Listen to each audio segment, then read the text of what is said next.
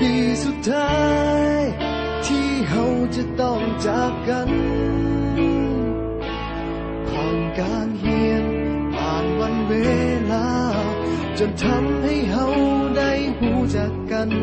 ได้เป็นเพื่อนกันจนวันนี้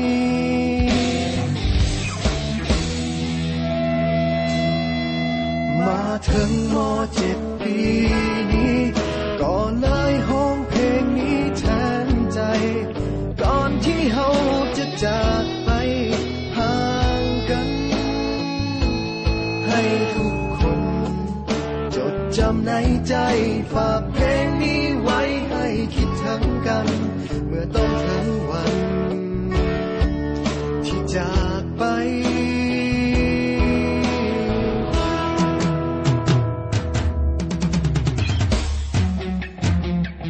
ก็เลยเขียนเพลงนี้ขึ้นมาให้ทุกคนรู้ไว้ออกมาจากหัวใจของเพื่อนคนนี้ถึงจะอยู่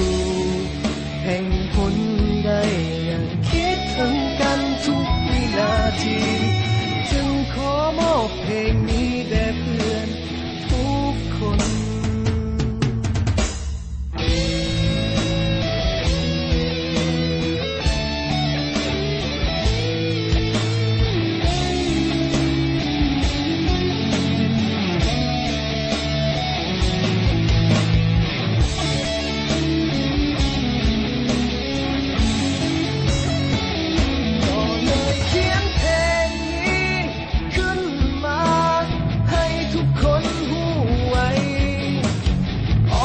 จากหัวใจของเพื่อนคนนี้ถึงจะอยู่แห่งหนใดยังคิดถึงกันทุกวินาที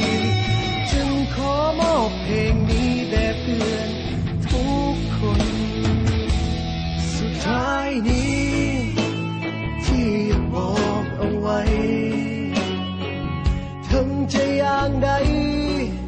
ก็ยังมีคำว่าเฮาคำว่าเพื่อนในวันนี้จะบ่มีวัน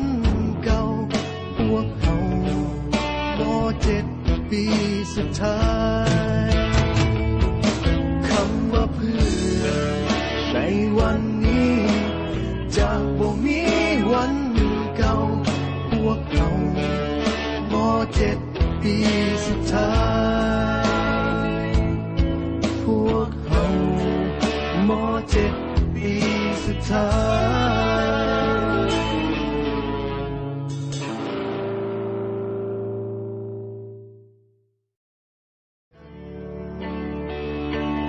ปีสุดท้า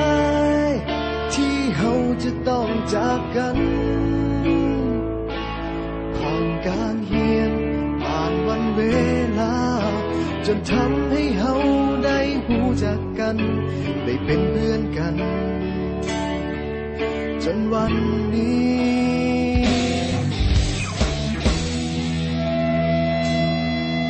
มาถึงม.7 ปีนี้ก็เลยห้องเพลงนี้แทนใจก่อนที่เราจะจากไปห่างกันให้ทุกคนจดจำในใจฝากเพลงนี้ไว้ให้คิด